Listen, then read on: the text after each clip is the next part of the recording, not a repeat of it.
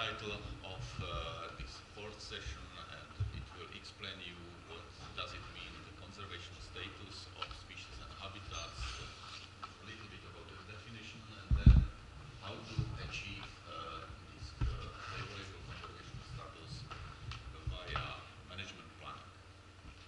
Отже, ви бачите заголовок, це природоохоронний статус оселищ, концепція визначення природоохоронного статусу. Як цього можна досягнути за допомогою менеджменту? Okay, as I already said in my first presentation or session, the concept of favorable conservation status is defined in the Habitat Directive. Як я вже казав у своїй першій презентації, концепція сприятливого природоохоронного статусу має важливе місце у директиві. It is one of the most important concepts in nature conservation legislation because it is defining overall aim what we are doing in nature conservation. Це одна з найголовніших концепцій у законодавстві, яке стосується природи, тому що це є метою.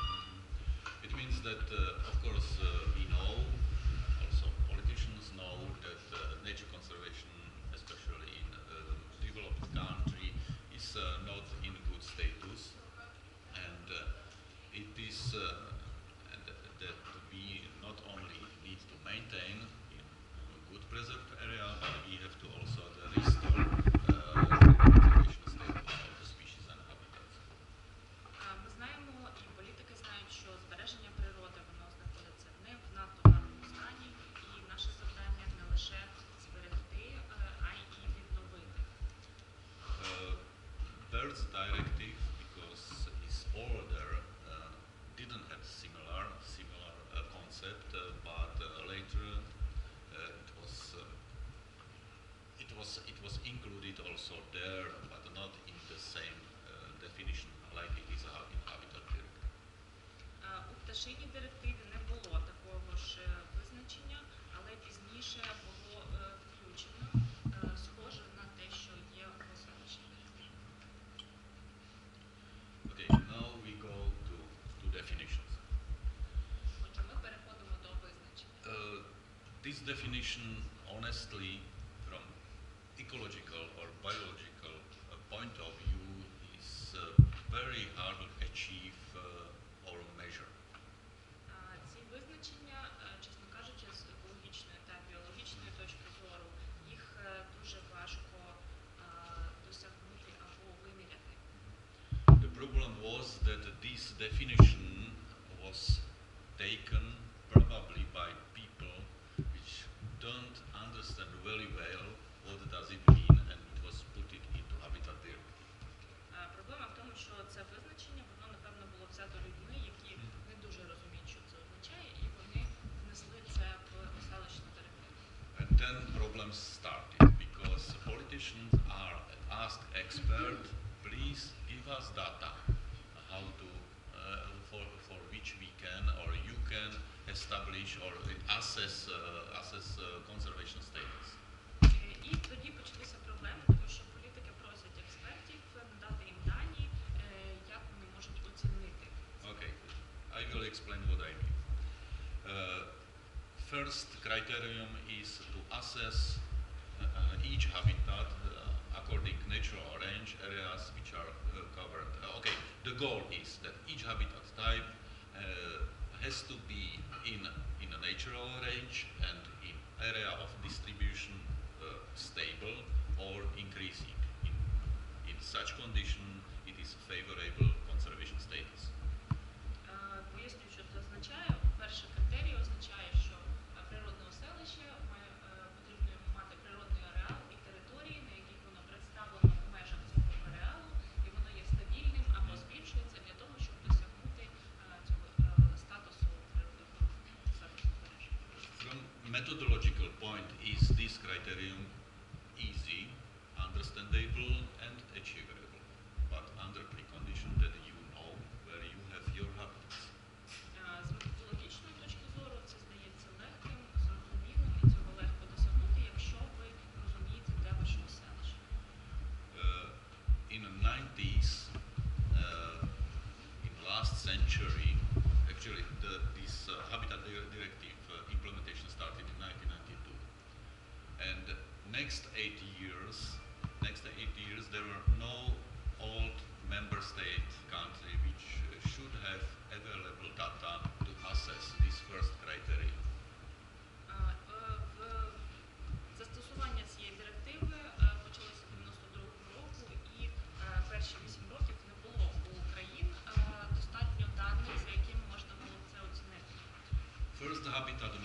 in effect, first attempts started in Bavaria in early 90s, later in Austria, but always it was only not the national inventory.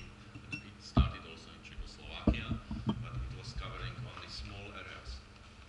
Перше картування, перші спроби вони були здійснені в Баварії на початку 90-х років, потім було в Австрії, але це ніколи не було на національному рівні. Також це відбувалося і в Чехословаччині, але це покривало лише невеликі території.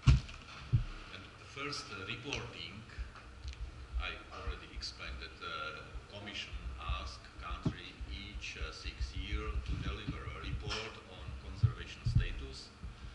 And first reporting showed this disaster in the full picture. І перше звітування, як я вже казав, комісія просила країни кожні 6 років звітувати щодо статусу збереження, і перше звітування показало, наскільки в поганому це все стані знаходиться. Simply country tries to send some report without having data based on some expert estimate, but it was completely incompatible. This report, national report, cannot be put it together, and everywhere was clear that it is based on nothing. Країни намагалися надіслати свої звіти, вони не базувалися на оцінці фахівців, не можна було це все порівняти або зібрати разом, тобто це ні на чому не базувалося. Only in beginning of this millennium started first real inventory and mapping project in member states, and the new Baltic countries in accession from Central Europe, Baltic countries, they were pushed to get, or they were pushed to send a proposal for Natura 2000 based on real data. І тоді вже починаючи цього тисячоліття почалося справжня така інвентаризація, картування, почалися проекти, і нові країни, які приєднувалися до Євросоюзу, це країни Центральної Європи, Балтійські країни, їх підштовхували до того, що їхні пропозиції до Natura 2000 мають базуватися на справжніх даних. And now it looks still better and better, and the last reporting, which was actually 2 years ago, showed a much nicer picture, but still there are a lot of troubles, methodological troubles. І це все виглядає краще і краще. Останній звіт, який був 2 роки тому, він вже в кращому стані знаходиться дані, але все одно є деякі проблеми. Basic problem is, for example, in definition of the habitat type. There are different definition or opinions of what a habitat type is, and there are differences between the countries. Основна проблема – це у визначенні типу оселища, тому що є різні визначення, різні розуміння, і це може різнитися від країни до країни. Unfortunately, interpretation manual is not precise enough for some habitat types. На жаль, посібник з інтерпретації не завжди є чітким щодо певних типів оселищ. Anyway, it is improving from year to year. Але все одно це покращується з кожним роком. Now we are coming to the second criterion, which is based on the so-called specific structure and function of the habitat. Ми переходимо до другого критерію. Це так звані специфічні структури і функції конкретного оселища. Which, in case that it is favorable status, should exist, and there is good perspective that they will exist also in the future. Якщо це сприятливий статус, тоді це має існувати, і це має існувати також у майбутньому. I asked several experts from EU Commission to explain me this sentence, and I didn't get any clear answer. This is really disaster, this criteria. Я просив кількох експертів Єврокомісії пояснити мені, що це означає, і я не отримав чіткої відповіді. Це якась катастрофа з цим визначенням. Because simply, of course, you can study structure. What is structure? You can have horizontal structure of the habitat, you can have a vertical structure. What is vertical structure in the forest? Everybody knows, more or less. What is vertical structure, for example, in peatlands? Okay, we have some mosses, then we have some higher plants. Maybe it is. How we will assess this? How we will control? What is good? What is not good? Можна вивчити структуру, зрозуміло, є горизонтальна, є вертикальна. Що це таке в лісі, це всі знають, а що це, наприклад, у болотах, там є мохи, є вищі рослини, як це оцінити, як з цим працювати, що з цим робити. Okay, then I would understand more or less functions. Who define functions for each habitat type? How we will measure these functions?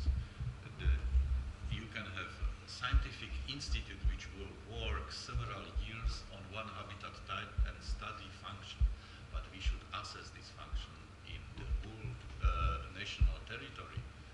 How to do that? Але це ще можна зрозуміти. А от функції, хто їх має визначати, як їх виміряти?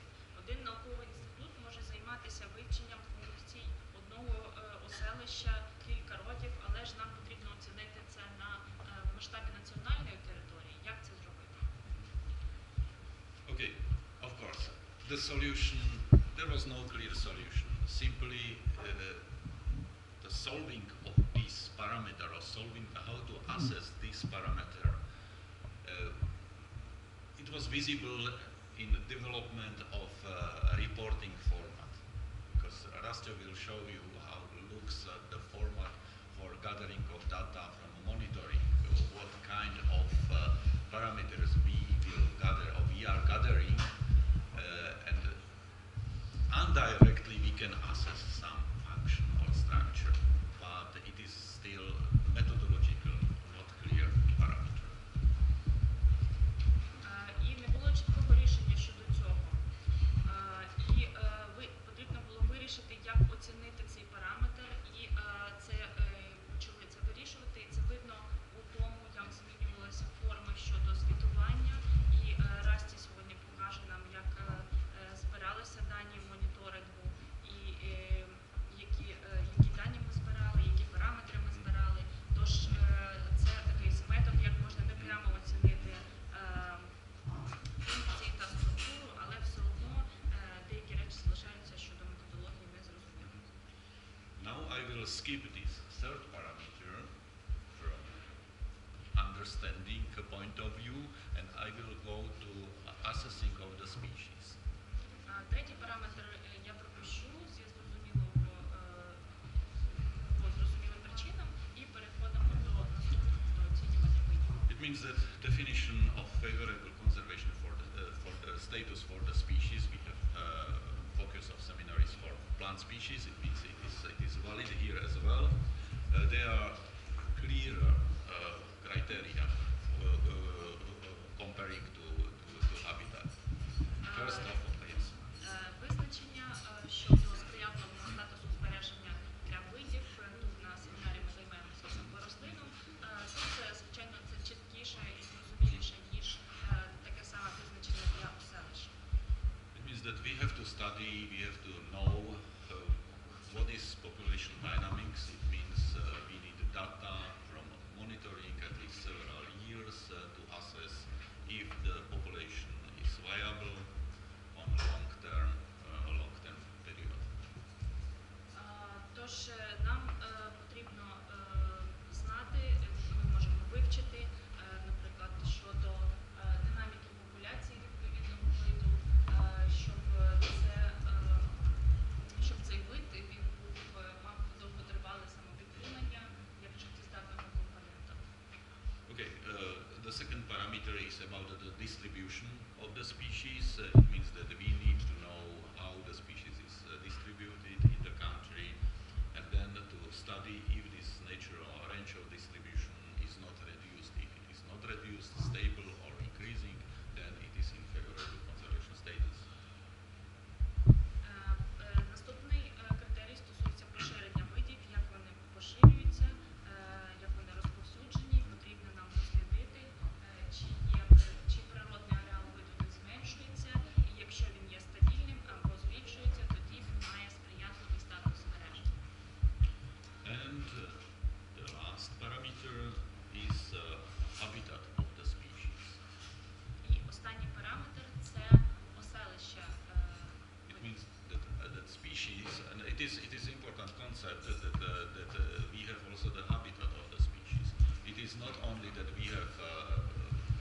population of the species which is growing from some locality, but we should protect and assess not only this small side when they are growing, but this homogeneous habitat type which is surrounding.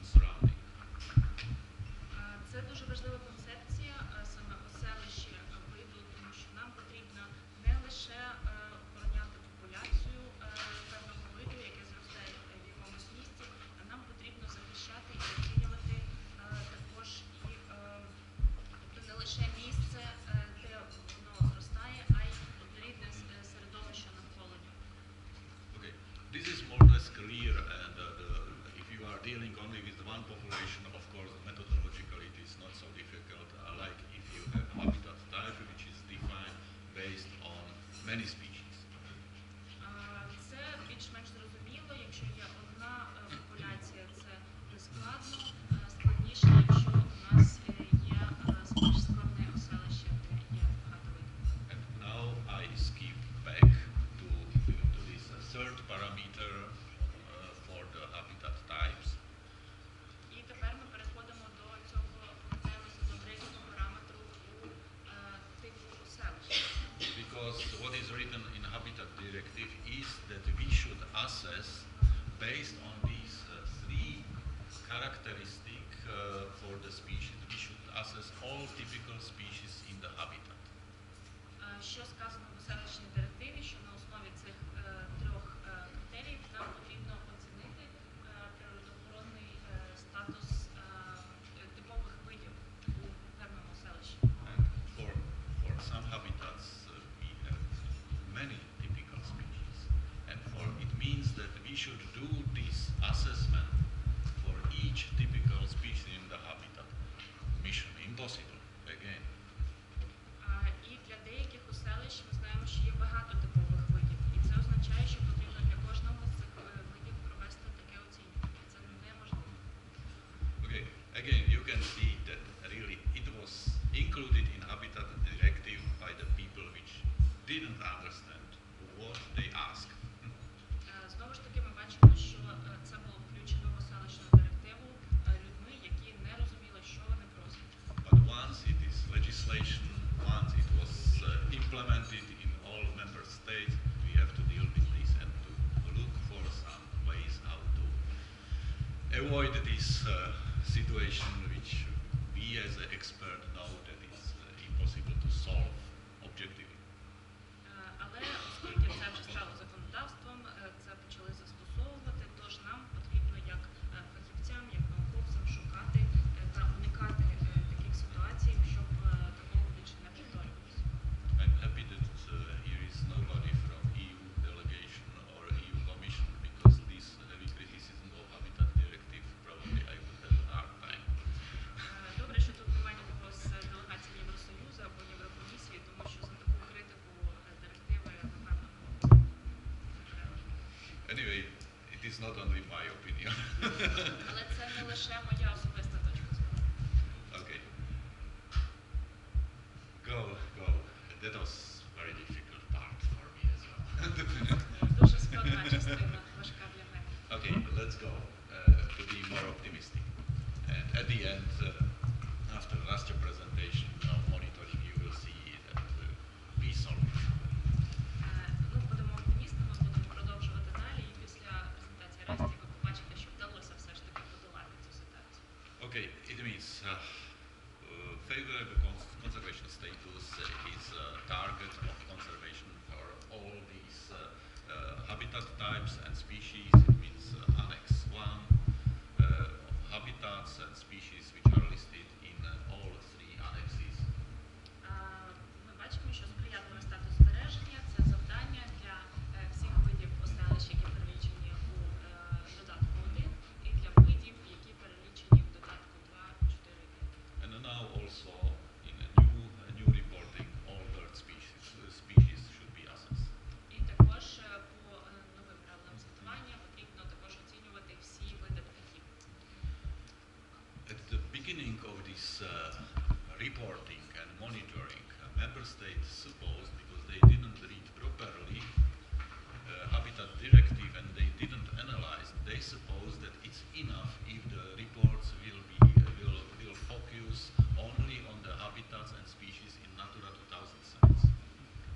Коли лише почалося звітування і моніторинг країни, не читали уважно директиву, законодавство, і вони думали, що потрібно звітувати лише по оселищам, які є у Natura 2000. But how you can assess natural range or area of the habitat if you are looking only at Natura 2000 site? You have to look on the total, the whole territory of the country. Але як можна оцінити природне поширення певного селища, якщо ми лише дивимося на Natura 2000? Нам потрібно дивитися це в національному масштабі. Okay, now, and the way how we can or should achieve this favorable conservation status, one of the most spreaded tool is management planning. Добре, як нам можна досягнути сприятливого статусу збереження? Одне з таких заходів є планування управління. But of course, it is not everything what can help because we have to act. Management planning is a tool for protected areas, for Natura 2000 sites. But you have to have also measures out of Natura 2000 sites.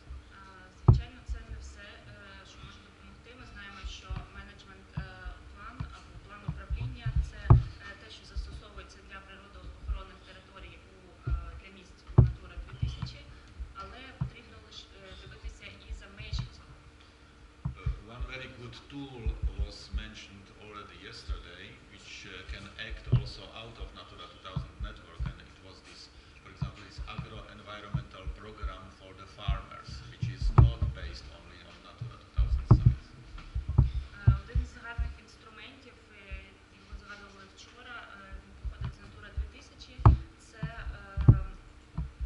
сільськогосподарське екологічне управління, і це можна застосовувати не лише для місць, які є в Natura 2000.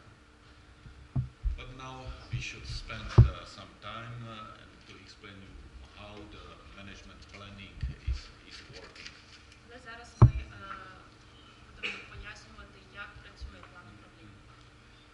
First of all, management plan, I saw many management plans. What I was always was hesitating, management plan which has like several hundred pages. Щодо плану управління, я бачив багато з них, і завжди в мене викликає сумніви, якщо є там багато сторінок. Because management plan is a technical document. It is not a scientific study which should cover all fields of discipline which can play on this ground. План управління – це технічний документ, це не наукове дослідження, яке має охопити всю сферу певності. And what is also important, the management plan is communication tool. It means that it has to be understandable and its outcome and the goals need to be understandable not only for the ecologists and biologists but also for other people. І також план управління – це інструмент комунікації, і потрібно, щоб його результат і цілі були зрозумілими не лише екологам та біологам. Very good communication tool within management plan are maps. Дуже гарний інструмент комунікації для плану управління – це карти. And people, technical people understand very well if you will putting this distribution, for example, distribution of rare species in the maps, because then it is clear they don't need to know which are these rare species. They need to know that in this area there is something valuable. І люди, технічні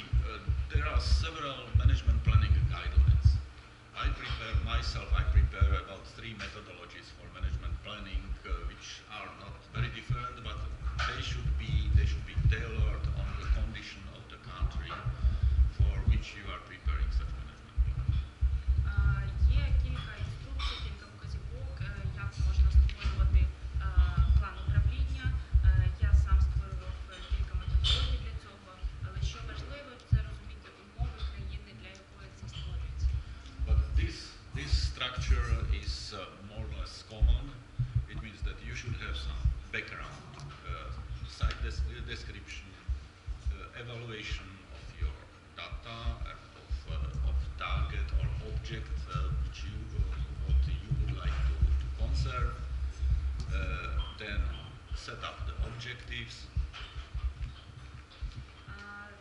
Але ця структура вона є більш-менш спільною. Бачите, що є вхідні дані, є опис об'єкту, оцінка даних, мети, об'єкту, цілі. Then, of course, you have to show how you would like to implement the objectives which you will put into management plan through some implementation management strategies. Далі потрібно показати, звичайно, як ви будете застосовувати, як ви будете виконувати цей план за допомогою певних стратегій управління.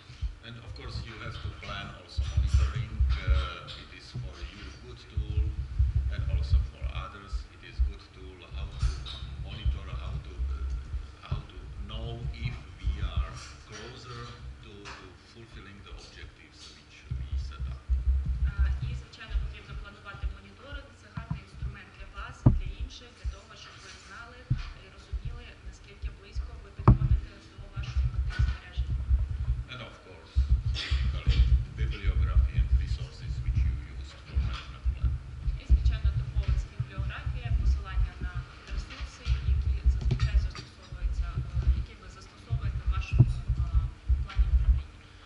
Okay, now a little bit detailed look on these different chapters, background.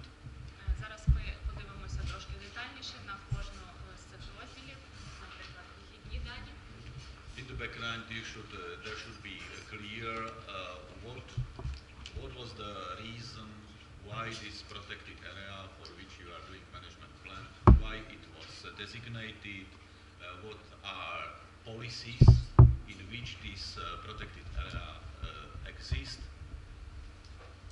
Тут має бути чітко зрозуміло, визначено причина, для якої чому вам потрібно тут саме такий статус охороняти, щоб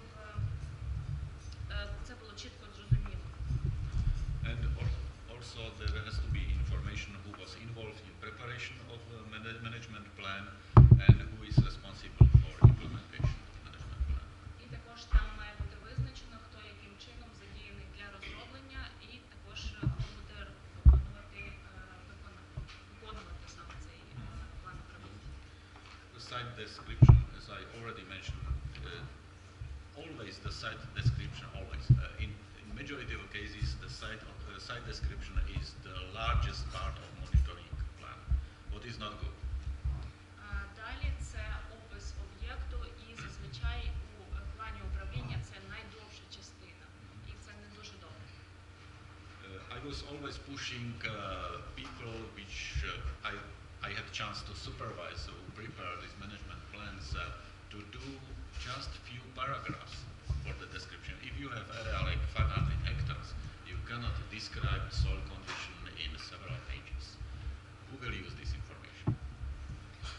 Я завжди підштовхував тих людей, якими я опікувався, що не можна це робити задовго. Якщо, наприклад, є ділянка на 100 гектарів, не можна там на кілька сторінок описувати. What is very important in the site description is identification what is missing, which information we don't know, and then later to plan to add or to gather this information, but as a part of implementation of management plan. Що справді тут важливе, це виявлення усіх недостатків та прогалин даних. І потрібно спланувати, як додати цю інформацію, як зібрати дані, і це має бути частиною виконання плану управління. There is no area which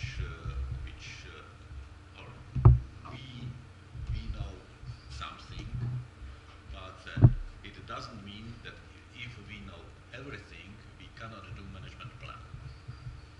Ми знаємо дещо, але це не означає, що якщо ми знаємо все, що ми не можемо виконувати план управління. We need to know the crucial information, and we will go through what we need. Нам потрібно знати важливу інформацію, і ми пройдемося, що ж нам потрібно. Okay. It means that based on the information from site description, we should evaluate these data and to set up the objectives. Це означає, що на основі інформації